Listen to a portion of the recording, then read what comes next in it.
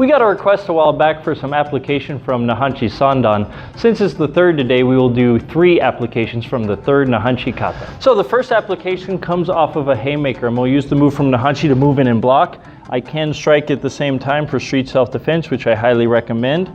As this technique comes in, you don't want to stop the momentum because that's a signal for his brain to throw the next punch. I want to take this arm and move it down immediately so the punch really even hasn't been completed. And then I'm going to lock up the arm, strike to the groin with my down block, and punch. So again, if you're looking at it in the air, it's block, wrap, the arm comes back up, which is your break, groin, and punch. Again, you can kick and strike on the way in, so with a little speed, doing up with this way.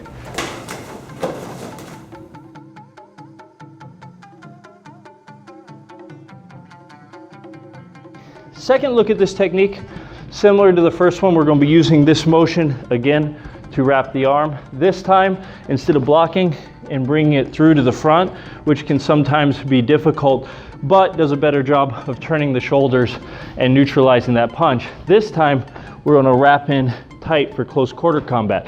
So it's important to really wrench the elbow, or otherwise, if you just hold this here, he's going to pummel you and you get into the sort of trading punches scenario. We want to eliminate that.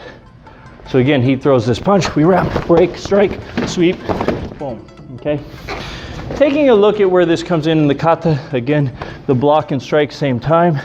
Again, this hand is present in the kata, so it can be used to reinforce the arm or strike. It's definitely not a chamber. It's forward where the opponent is, so it's doing something.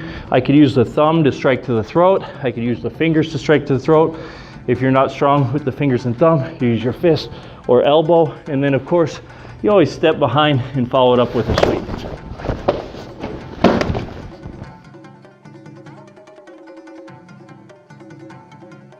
On this third one, we're taking a look at the wrap again. This time we'll take it off a grab. Doesn't really matter if it's a grab or a punch, the principle's still the same. Hand comes up to cover and you hit, same time. Now this time on the wrap, instead of locking the elbow straight, you're gonna bend it and it becomes a shoulder wrench as opposed to an elbow lock. Of course, this hand's here in the kata, so you could really wrench it with both hands if you want. And then again, follow up with strikes however you want to follow up from there. Off this grab, strike, wrap, wrench, strike, strike. You can sweep, you can strike with the elbow, however you want to follow up.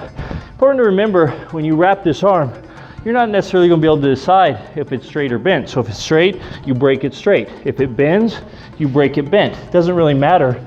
As long as you train both techniques, you're covered either way.